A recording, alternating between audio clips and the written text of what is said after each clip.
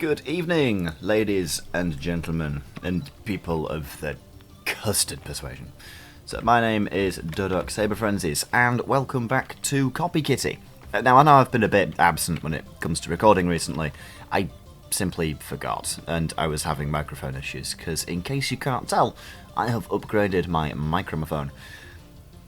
And, just to put icing on the cake, then a couple of days ago, then Copy Kitty has been upgraded as well. Hence the nice, shiny new user interface. And it looks extremely cool. There's a lot of reorganizing done as well, which is very nice. You know, they've got categories for the different, modifiers. That's the word. My grasp on English is superb today. So I believe last time we were doing the prison break. So let us dive into the prison break. And let us, of course, jump into the execution chamber, because this is hands down the best place we should start off a new video with. So, let's see what this has in store for us. Keep the banana contained until the cybers arrive. But if she moves even 1 inch, annihilate her on sight. Which is a very hostile way to start the game. But what happened, Boki? You're in a prison cell where only half of it is even the remotest bit secure, because the rest of it is absolute rubbish. Now, you see that little red line thing? Those are alarms. If we trigger that alarm, then it will summon enemies to come and eat our face. So let's say hello to them. So now we've got this little bastard, who I'm going to do my level best to avoid for a while, at least until I get a slightly better weapon. Simply because the problem with that guy is if he stays within a certain radius of you, oh thank God for that, then he gets a bit scary. Of course, not to be fling ears at people. Alright, so you're probably now wondering, hang on, what do you mean by a bit scary? So I will show you. He turns into the Grim fucking Reaper, which is, understandably, an enemy I'd rather stay away from, just on general principles.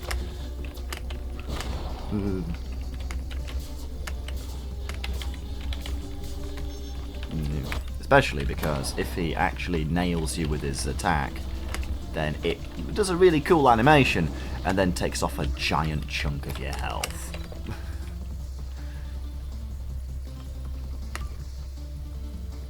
So now, let's get into the cell block. Now, something I want to do is first read out this bit of absolute gibberish.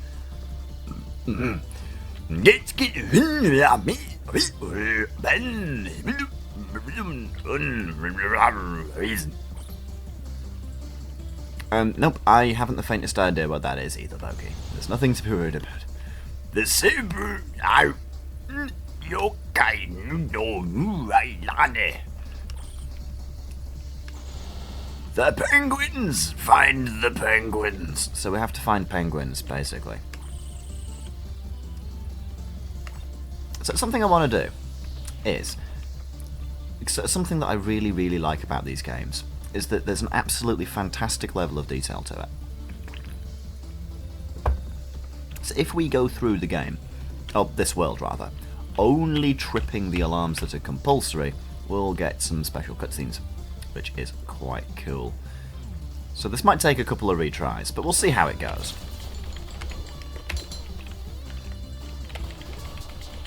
Let's start off by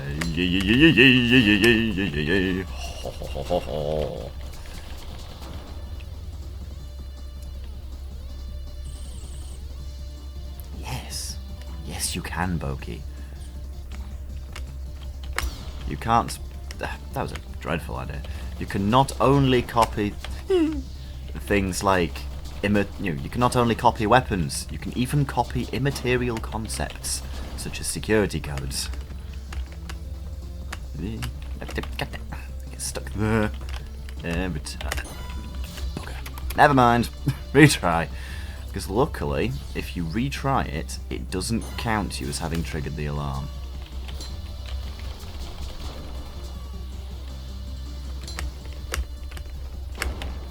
Which I am extremely grateful for, not gonna lie. I'm very happy for that, otherwise this would be a damn sight more frustrating than it has any need to be. And yes, I would have...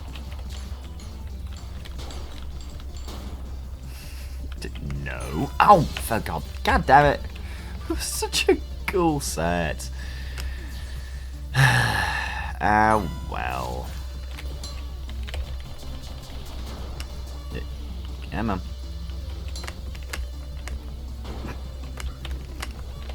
Thank you. That is exactly where I wanted you to be. And yeah, I really, really want the... I want the quick power-up from these guys. Rather badly, because Rapid Force is extremely useful. And something you may be wondering is why don't I just destroy the alarm thingies? If you know, because those are invincible, but those ones down there aren't. If you destroy the alarm thingy, Bobby, then it triggers the alarm. Which is obviously the exact opposite of what I'm intending to do. So, let's play pinball with even more projectiles. First. Ow! And then be absolutely shit at the game. Come on, Dog. Pay more attention, would you? And again, I'm going to use the fact that I've not warmed up as an excuse, which I haven't. Do you mind? Please go away.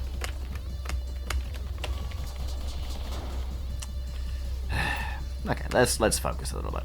So commentary might go down the pan slightly whilst I'm doing this, but I do want to do this one. Because then this way it saves you guys from having to do it, if that is what you fancy doing. Because I know that dodging some of the alarms can get really frustrating.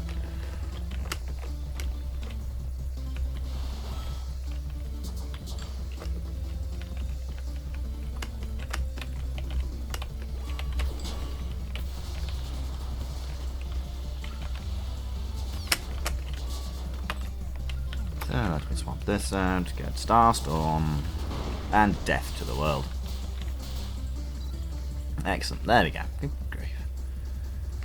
How is 35 a new record? That's embarrassing. Ah well. Time for the Angel's Barricade.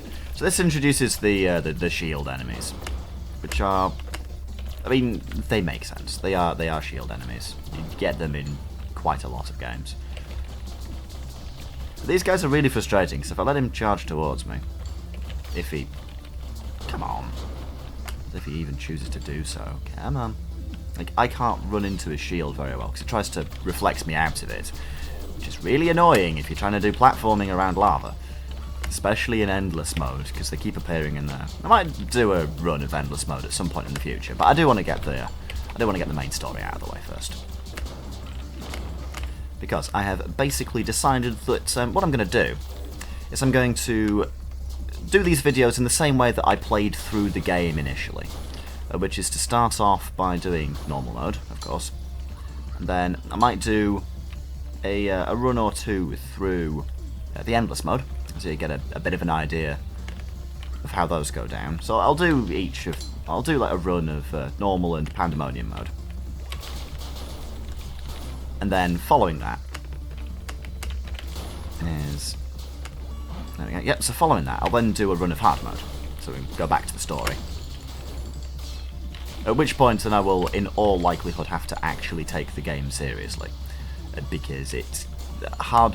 What I said before, in video 1, I believe, is hard mode is the perfect balance between difficulty and being an absolute dick. It's really hard, but it's just the right level of difficulty that it doesn't annoy me too much. With the exception of the end boss for World 9, but we'll get into that later. Anyway, let's make you kill yourself. But yeah, so after we've done normal mode, run away, Once we've done normal mode, then a small sampling of endless mode. I will then do hard mode. Following hard mode, I will then do the normal extra mode. After which, I will then do the hard version of extra mode. And honestly, the hard version of extra mode is... It's not exaggerating when it says that it is the final challenge. It is the hardest set of levels in the game.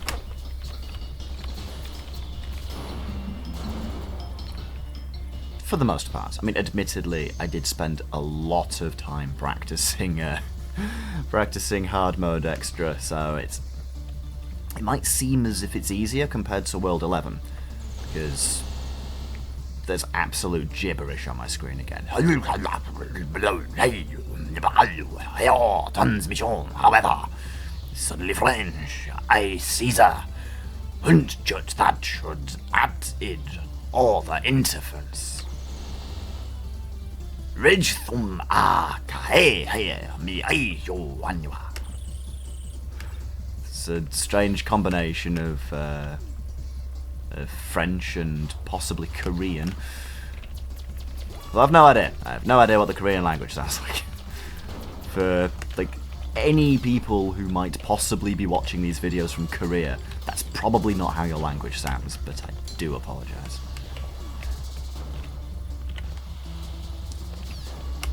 But yeah, so, because World 11 has only just come out in the update that I mentioned earlier, and honest to God, World 11, both its normal and hard mode variants, are exceedingly difficult, but very, very satisfying. In fact, to the extent where I'm actually seriously contemplating not playing through World 11 until one of my friends has completed it, because I don't want him to get spoiled by it. Because it's that amazing of a world. It really is. Oh god, what the hell am I hitting? Please don't KO the alarms. I'm trying to do this alarmless. Thank you. Irritating bloody thing. What have I... What are you doing down here? God damn it. Ah well. You win some, you lose some. You get eaten by French fries. I haven't the faintest idea. What am I saying? I think the lack of caffeine has been getting to me today. Seeing as I ended up giving myself the twitches in work yesterday by drinking my way through 2 big cans of Relentless, 1 can of Dr. Pepper, and then a large coffee from Cafe Nero. So you know when you get that kind of odd tension in your chest where you've had too much caffeine and you're trying to resist the impulse to like just be jittery? Yeah, I had one of those today. Yeah, Devastator, that is what I wanted. Being punched in the face is not what I wanted. I don't care about taking damage. No. I mean, I get that I just said I don't care about taking damage, but I would still prefer it if I didn't, please.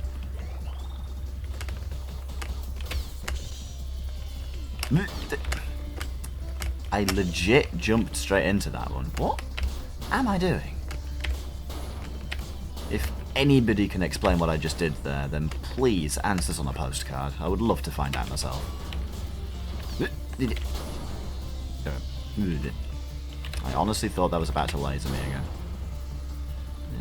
again. Gatling rockets. There we go.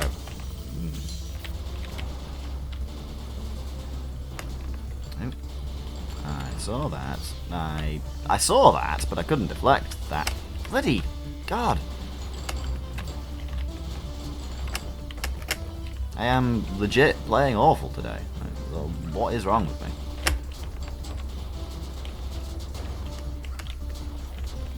Please give me health. Well, that's not health, but I will quite happily take this opportunity to grab health. Ooh. I will gladly take the opportunity to grab £4 million sterling. No, Maybe hoping for a little bit too much. Well. No harm in trying, is there? Anyway, what I really want is I want the ability to use supernovas at will and to eradicate all the enemies in my path in a very limited radius.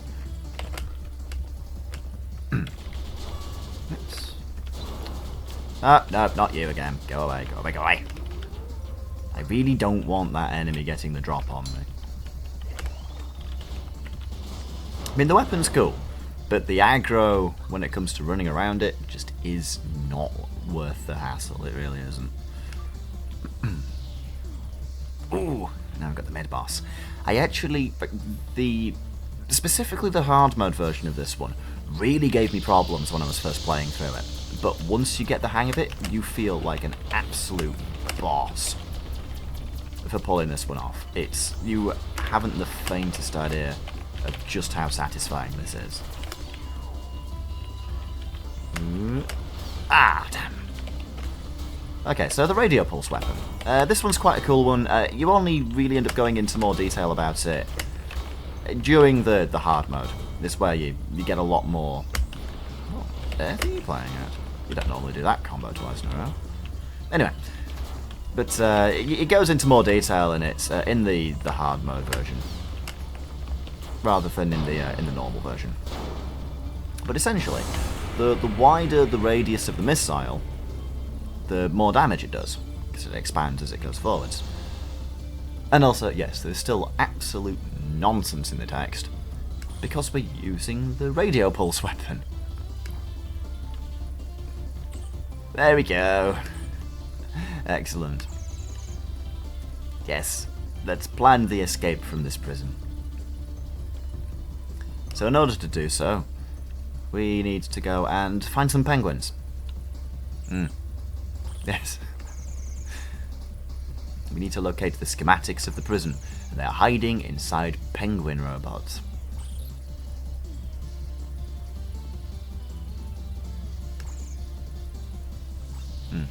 So this terrifying, eldritch, world-ending force that everybody is scared of uses penguins to hide confidential data. Also, something I've noticed here, which I don't suspect is intentional, is like you can hide inside the terrain in this section. I'm really not sure why. You can also be attacked by the enemies that are hiding there, which is also pretty neat. It's clearly an intended feature of the game. And I've just realised I can't actually shoot through that one without causing some kind of ruckus. And by ruckus I mean triggering an alarm, which is literally the last thing I want to do in this run. Let's just, you know, use the best weapon in the game. So, no, not the best weapon in the game, the most versatile weapon in the game.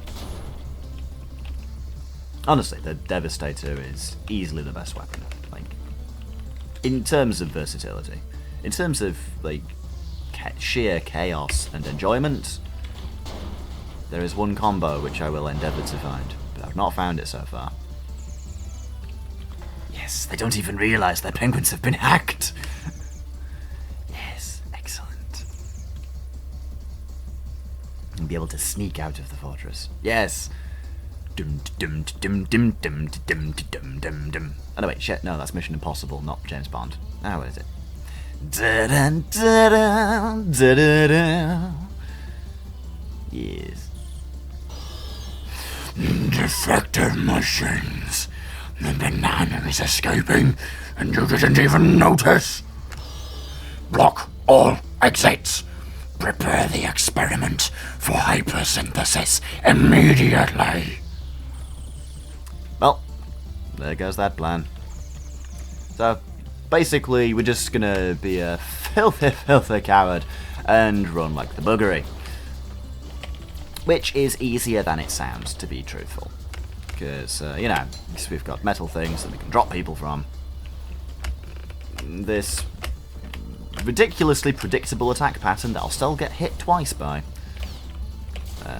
Can run...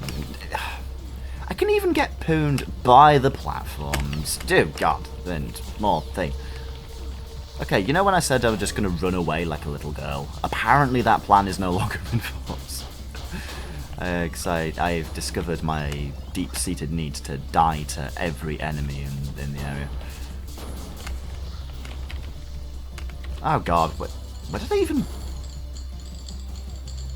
I even get the remote from? Although I suspect this is an answer I'm not going to enjoy receiving. Okay, so let's, let's just, like, be a little turd biscuit.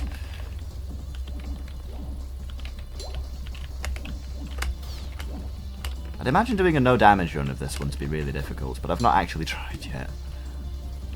Oh, and yeah, and let's run away from the giant, invincible, arse-biting, flamethrower-wielding hover tank. Anybody else think that's a good idea? Yes, it is. Let us run like a bitch,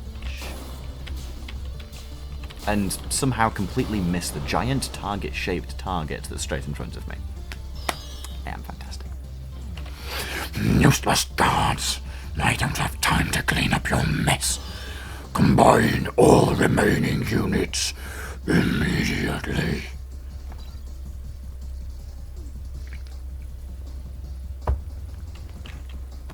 As much as I love doing that voice, it's a bit harsh on the throat.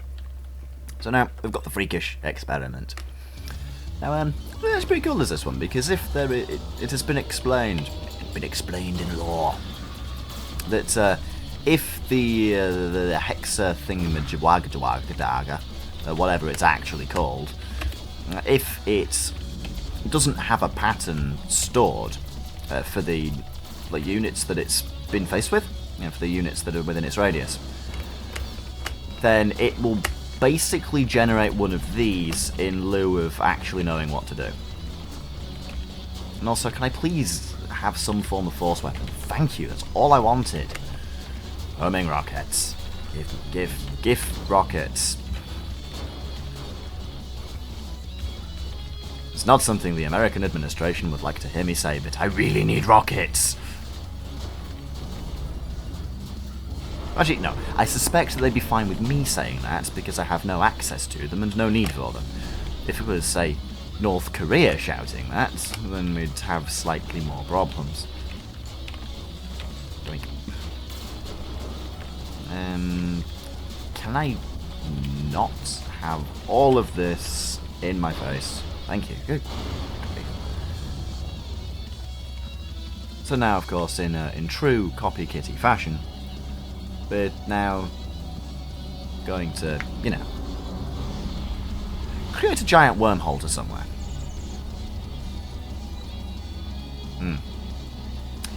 It says a lot about Savant, really, that his plan for escaping from prison is to kill a monster to create a wormhole to teleport you into an alternate realm of existence to escape from the prison.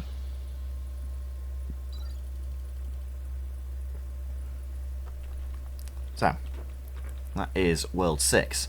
In the next video, we'll be looking at World 7, which is the Dimensional Nexus.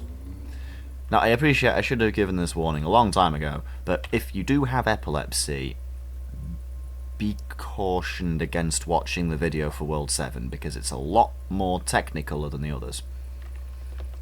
So, on that note, I'm Doduck Saber Frenzies, and now we'll see you in the next video.